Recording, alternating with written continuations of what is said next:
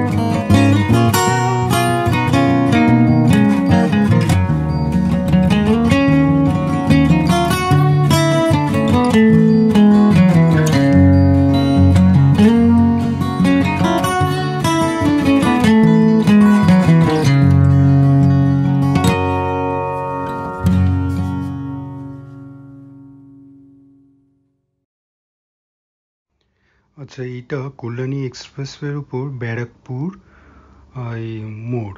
তো এইখান থেকে আমরা রাইট টার্ন নিয়ে নেব। এইবার রাইট টার্ন নিয়ে আমরা ব্যারাকপুরে ঢুকে যাচ্ছি।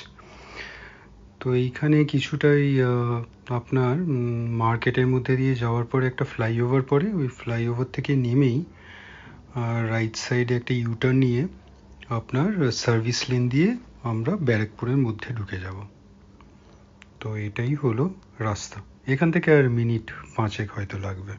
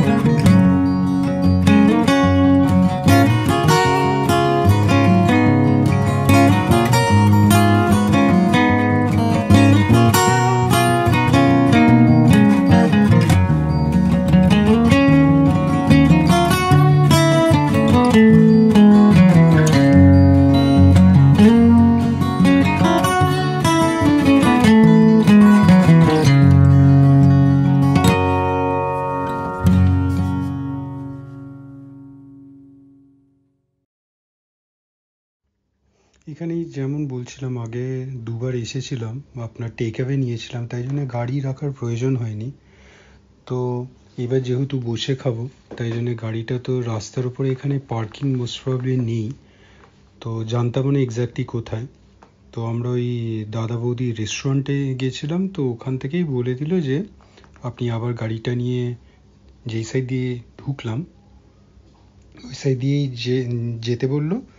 আর ওখানে একটা কেএফসির আউটলেট ছিল, ওর পাশেই একটা অ্যাকচুয়ালি একটা ওই আপনার ওই বেসমেন্টে পার্কিংয়ের প্রভিশন আছে, পেড পার্কিং। তো ওখানেই আবার গিয়ে গাড়িটা পার্ক করে এলাম। ঘন্টায় আপনার 40 টাকা, মানে ফার্স্ট আওয়ারে 40 রুপিস নেয়, তারপরে এভরি কনজিকিউটিভ আওয়ার্সে 10 টাকা করে নেয়।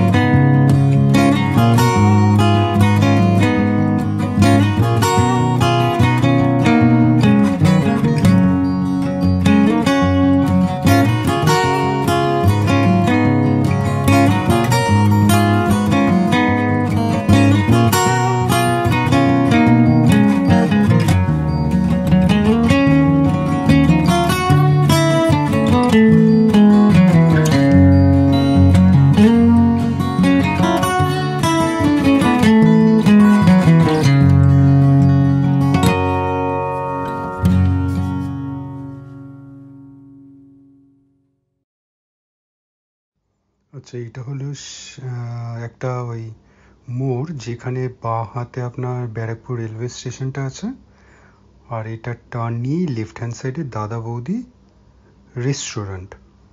আর আপনার এই টার্নটা নেবার আগে একটু পিছিয়ে গেলে ডান হাতে দাদা বৌদি হোটেলটা পড়ে। তো ওখান থেকেই দেখে এলাম, বেশ বড় লাইন। তো রেস্টুরেন্টের সামনে এসে গেছি, এখানে পাপিয়াকে নামিয়ে দিলাম, যেহেতু লাইন আছে ও লাইনে দাঁড়াক, আর ওদের থেকেই জানা গেল গাড়িটা কোথায় পার্ক করব। তো আমি এবার গাড়িটা পার্ক করে আসি। এই যে লেফটে দাদা বৌদি রেস্টুরেন্ট।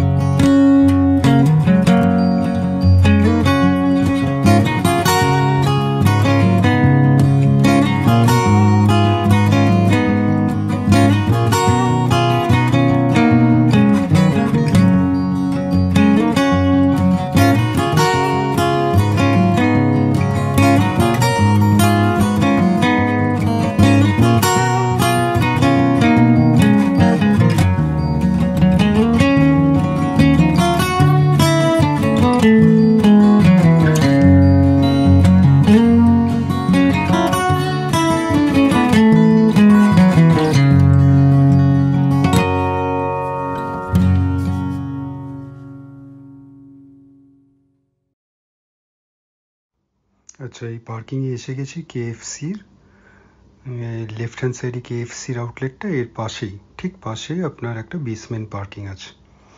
তো এখানে টু হুইলার পার্কিংও হয়। তো এখানে যারা পার্কিংয়ের লোকজন ছিল খুবই ভালো, মানে আমাকে ওয়েট করতে বললো একটা গাড়ি বেরোচ্ছিল বলে, কারণ এই জায়গাটা এতই সরু যে কোনো গাড়ি ঢুকলে অন্য কোনো গাড়ি বেরোতে পারে না, এইরকম করে ওরা করে কোলাবোরেশন করে গাড়ি ভেতরে যায় আর বেরায়। তো বেশ ভালোই, এখানে লোকজন গাইড করে দিল প্রপারলি, ঠিক করে আমি গিয়ে গাড়িটা রেখে দিলাম।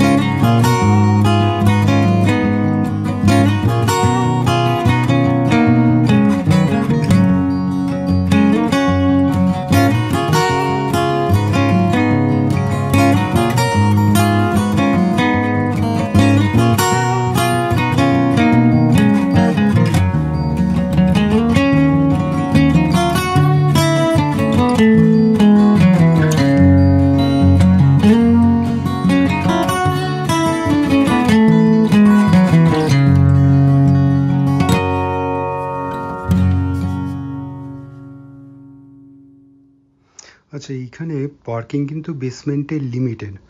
দেখে মনে হলো 15 থেকে 20টা হয়তো এই 4 হুইলারের পার্কিং অ্যাভেলেবেল এখানে। তারপরে আমার মনে হয় না এখানে আর অ্যাকোমোডেট করতে পারে। তো এরপরে আর কোথায় পার্কিং আছে সেটা আমার জানা নেই। তো যাই হোক, পার্কিং করে বেরিয়ে এলাম। ওখানে পাপিয়া ওয়েট করছে। তো এই যে এটা হলো কেএফসির এই পার্কিং। এখানে স্টাফ খুবই ভালো, আপনাকে ঠিকঠাক করে গাইড করে দেবে। কেএফসির আউটলেট, এখানে অনেক বড় বড় আউটলেট আছে। ইনফ্যাক্ট খুব একটা আশা হয় না। আপনার কল্যাণ জুয়েলার্সেরও একটা স্টোর দেখলাম, নতুন হয়েছে কিনা জানি না। তো ব্যারাকপুরে আমার একটা সম্পর্ক আছে, ইন দ্য সেন্স মামাবাড়ির শ্যামনগর আর বাবাদের বাড়িও ইছাপুর ছিল। এই যে এটা হলো দাদা বৌদি হোটেল। তো এইটাই সবচেয়ে বেশি ভিড়। আমরা আর ওয়েট করলাম না। এখানে যখন জিজ্ঞেস করলাম যে ওইখানে দাদা বৌদিটা কি আপনাদের সেমই ব্রাঞ্চ নাকি, তো এখানে বাইরে যারা সিকিউরিটি ছিল,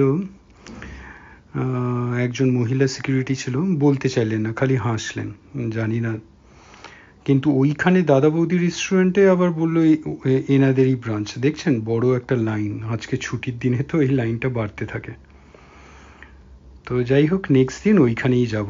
আপনারা জানাবেন যে কোথায় ফুডটা বেটার। তো আর দাদা বৌদি এখানে যখন জিজ্ঞেস করলাম বললো ওনাদেরই ব্রাঞ্চ। যদিও বা লোগোটা, দাদা বৌদি যে লোগোটা অনেকটা একই, দেখে বোঝা যাবে না যে ডিফারেন্ট নাকি। তো দুটো জায়গায় এরকম বাইরে আপনার টেক অ্যাওয়ের অপশান আছে। তো টেক অ্যাওয়েতে খালি বিরিয়ানি নেবেন তাহলে সঙ্গে সঙ্গে পেয়ে যাবেন, আর কোনো সাইড ডিশ অর্ডার করলে কিন্তু একটু ওয়েট করলেও হতে পারে। তো পাপিয়া অলরেডি দাঁড়িয়েছিল, ফোনও করছিল। তো এই দাদা বৌদি রেস্টুরেন্টটা এই সাইড দিয়ে একটা গলি হয়ে এই ওপরে ফার্স্ট ফ্লোরে আমরা চলে যাচ্ছি। লিফটও আছে, লিফটের অপশনসও আছে। তো আমরা এই সিঁড়ি দিয়ে উঠে গেলাম। তো এই সিঁড়ি দিয়ে উঠে একটা নিচে একটা কিউইং ছিল। তো যা বলছিলাম, নিচে একটা লাইন ছিল, কিউ ছিল, আবার সিঁড়ি দিয়ে উঠেও ওখানেও একটা ছোট্ট কিউ ছিল। তো তারপরেই ঢুকে গেলাম দাদা বৌদি রেস্টুরেন্ট এটা। তো এতই ভিড় যে টেবিলটা শেয়ার করতে হলো। আমরা তো দুজনই ছিলাম, আমি আর পাপিয়া। তো একটা 4 জনের টেবিলে পেলাম। তো এই পাপিয়ার বিরিয়ানি এসে গেছে, মাটন বিরিয়ানি উইথ স্যালাড। আপনার এখানে ভেজ বিরিয়ানি নেওয়া গেল না, কারণ বললো আলু বিরিয়ানি পাওয়া যাবে, কিন্তু এই সেম হাঁড়ি থেকে, মানে এই যেই হাঁড়িতে এই চিকেন বা পাওয়া যাচ্ছে মাটন, সেই হাঁড়ি থেকেই দেবে। তো আমার জন্য আমি একটা পনির টিক্কা মশলা আনালাম আর এই তন্দুরি রুটি নিলাম বাটার। তো খাবার খুবই ভালো ছিল। নিচে নেমে এসে ইয়াশ আর মাদের জন্য কিছু ওই বিরিয়ানি প্যাক করিয়ে নেওয়া হলো, আর সাইড ডিশ চিকেন টিক্কা বাটার মশলা। তো ওদের জন্য প্যাক করিয়ে আমরা অ্যাকচুয়ালি যেটা বলছিলাম, আমরা যদি খালি বিরিয়ানিটা নিতাম তাহলে সঙ্গে সঙ্গে নিয়ে বেরিয়ে আসতে পারতাম, কিন্তু এই চিকেন টিক্কা বাটার মশলা অর্ডার করলাম বলে কিছুটা সময় ওয়েট করতে হলো, কারণ ওটা আবার ভেতরে প্রিপেয়ার হয়ে এলো, তারপরে আমরা পেলাম। দাদা বৌদি হোটেল যেটা বলছিলাম, ফেরার সময় দেখুন কতটা লাইন, প্রায় 3:30 বেজে গেছে, প্রায় 4টে বাজছে, এখনও এই লাইন দিয়ে লোকে লাঞ্চই করবে। এর পরের বার অবশ্যই এখানে আসবো দাদা বৌদি হোটেলে।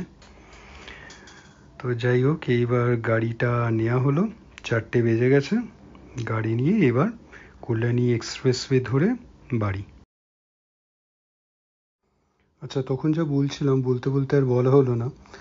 তো এই শ্যামনগরে মামা বাড়ি এখনও আছে। তো ছোটোবেলায় তো বছরে অ্যাটলিস্ট একবার করেই গ্রীষ্মের ছুটি বা শীতের ছুটিতে আসা হতোই মার সঙ্গে। আর এখানেই অ্যাকচুয়ালি আশেপাশে আপনার ইছাপুরে বাবাদের নিজস্ব বাড়ি ছিলেন, তো দাদু ঠাকুমাও ছিলেন, তো ওখানেও আমাদের আসা হতো। আর এক পিসির বাড়িও ইছাপুরে। তো আশেপাশে অনেক রিলেটিভ, আর নিজেদের বাড়ি তো ইছাপুরে ছিলই, এখন আর বাড়িটা নেই। তো কাকারা, আরও 2 কাকা আছে, বাবা বড় ছিলেন। তো বাবা মারা যাওয়ার পরে ওই বাড়িটা বিক্রি হয়ে যায়।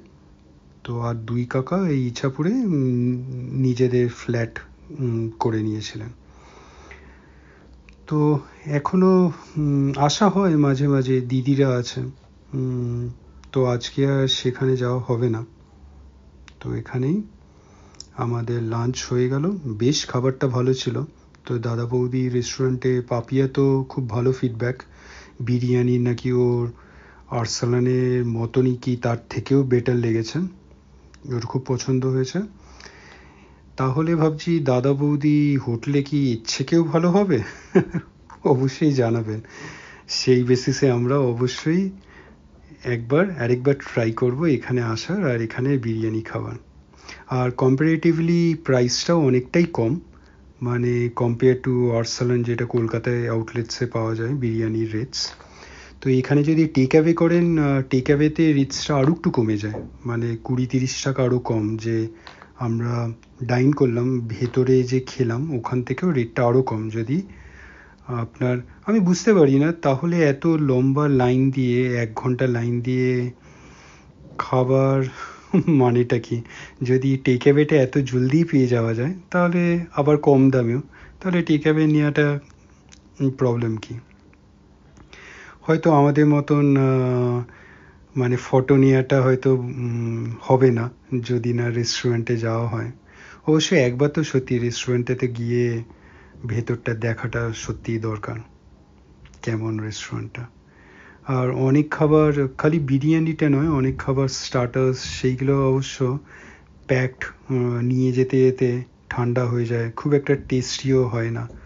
স্পেশালি একটা আইটেম আমার জানা আছে, ক্রিসপি চিলি বেবিকর্ন, সেটা রেস্টুরেন্টে বসে বা রেস্তোরাঁয় বসে যতটা ভালো টেস্ট করে, ঘরে আনিয়ে খেলে কিন্তু অতটা ভালো টেস্ট করে না। যাই হোক, এইবার আমরা সেম রাস্তা হয়ে ফিরে যাব, কল্যাণী এক্সপ্রেস হয়ে। তো চলুন যাওয়া যাক।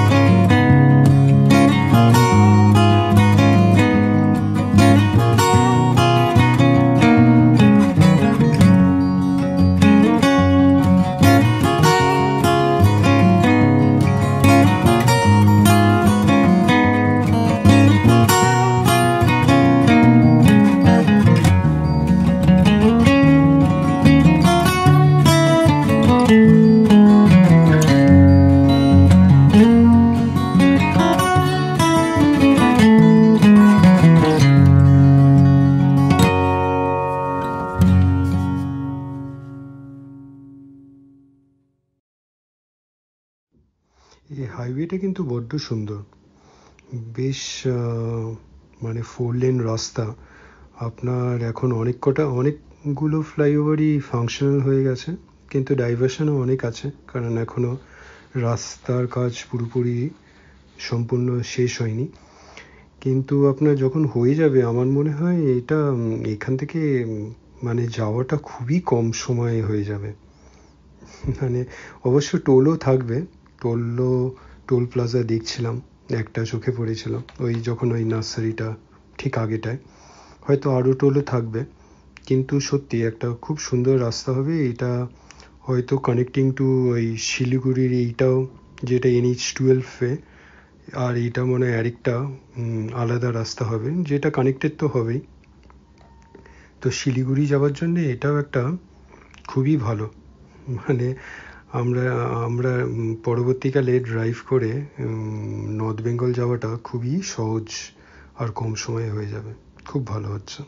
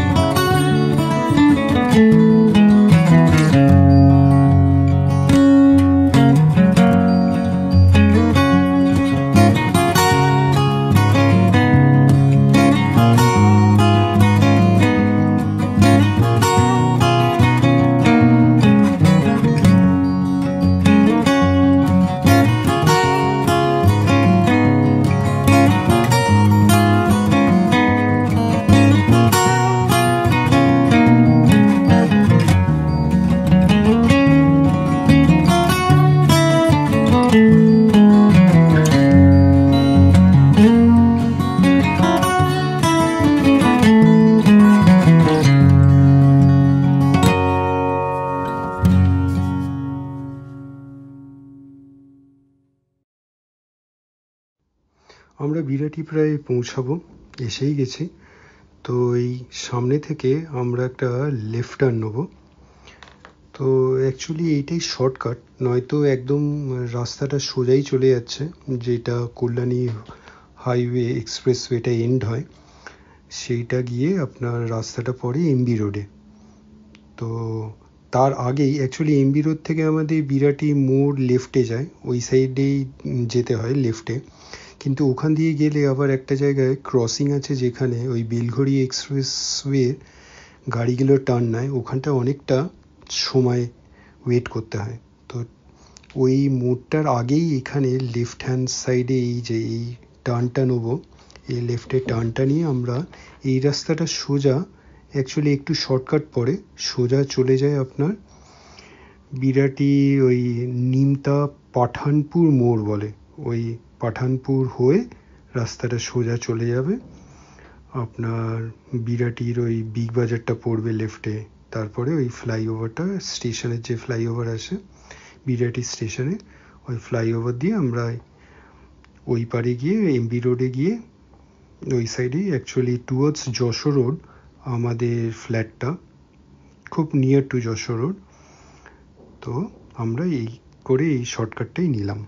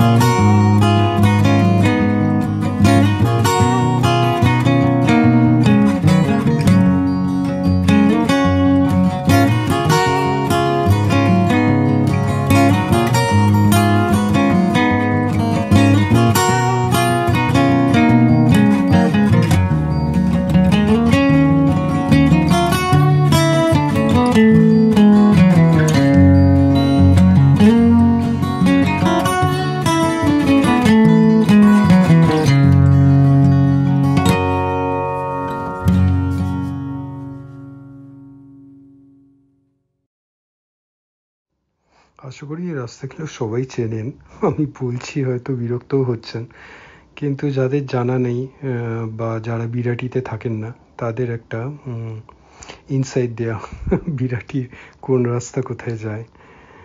যাই হোক, তো এটা ওই শর্টকাটটা নিয়ে আমরা এবার আপনার, এইটা হলো পাঠানপুর মোড়, এখান থেকেই আমরা এই আগেই লেফটটা নিয়ে নিয়েছিলাম, নয়তো ওই সাইড থেকে আপনার আসতাম আমরা, একটু সময়টা বেশি লাগতো। তো এবার এই রাস্তাটা এমবি রোডে আমরা সোজা বেরিয়ে যাব, একটা ফ্লাইওভার পড়বে, তার আগে লেফট হ্যান্ড সাইডে বিরাটির যে বিগ বাজার, আচ্ছা বিগ বাজার তো নয় এখনও এটা স্মার্ট বাজার হয়ে গেছে, রিলায়েন্সের স্মার্ট বাজার। তো এটাও বেশ বড়, অনেক কিছু মাঝে মাঝেই আপনার কিছু না কিছু ডিসকাউন্টস, ফ্রিবিস পাওয়া যায়। এই যে লেফটে আপনার এটা স্মার্ট বাজার।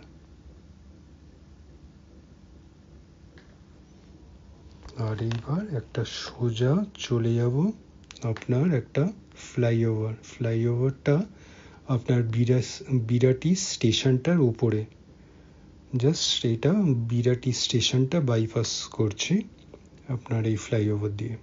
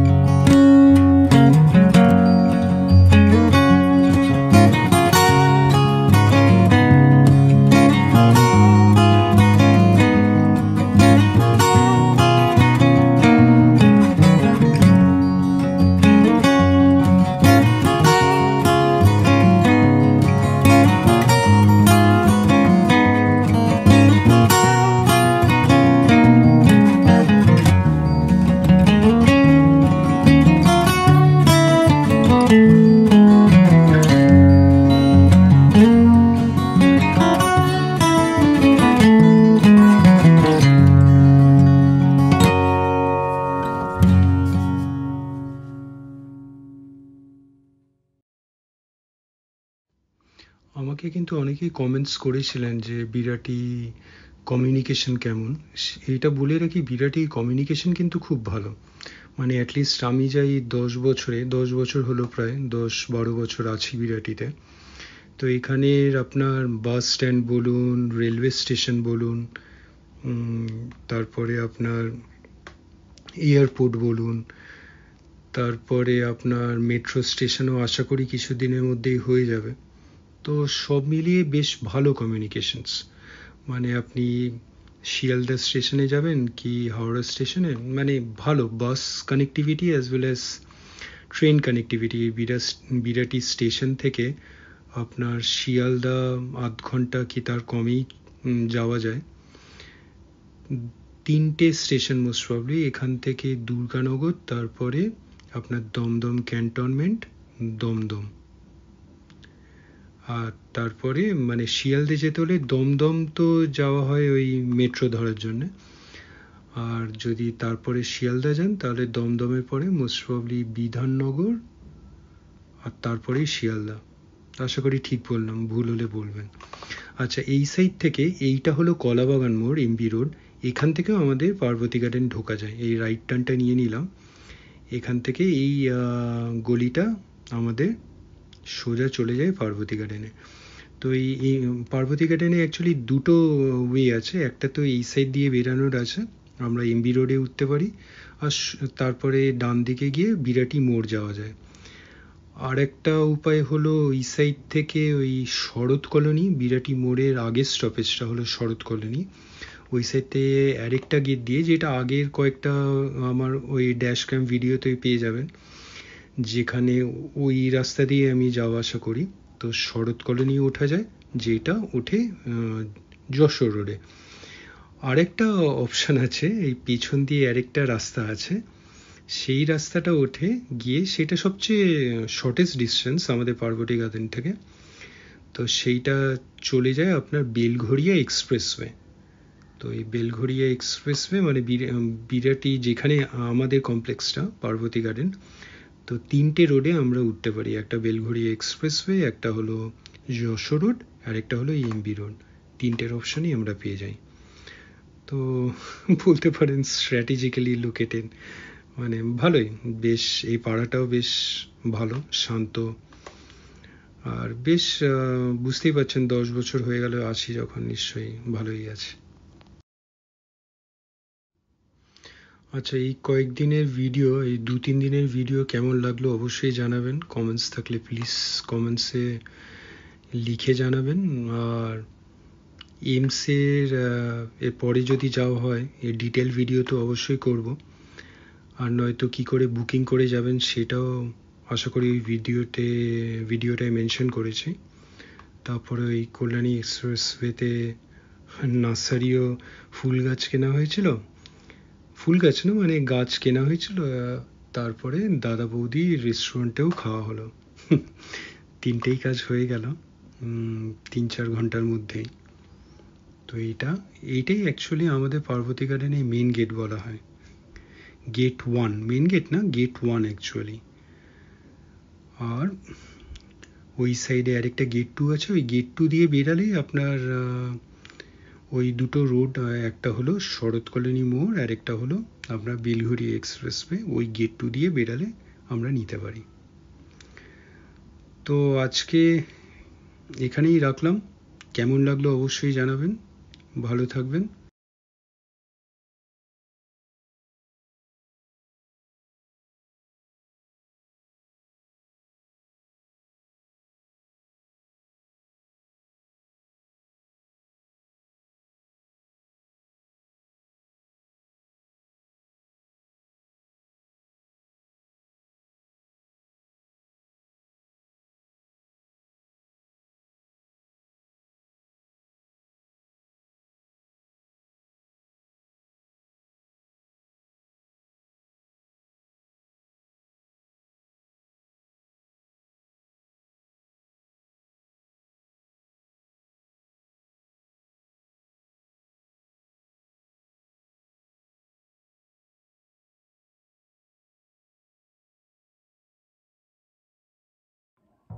ভিডিওটা ভালো লাগলে লাইক, শেয়ার অ্যান্ড সাবস্ক্রাইব করবেন। সাবস্ক্রাইব করার সময় ওই বেল আইকনটা ক্লিক করবেন, তাহলে ইনস্ট্যান্ট নোটিফিকেশন পেয়ে যাবেন যখনই কোনো ভিডিও এই চ্যানেলে আপলোড হবে। ভালো থাকবেন।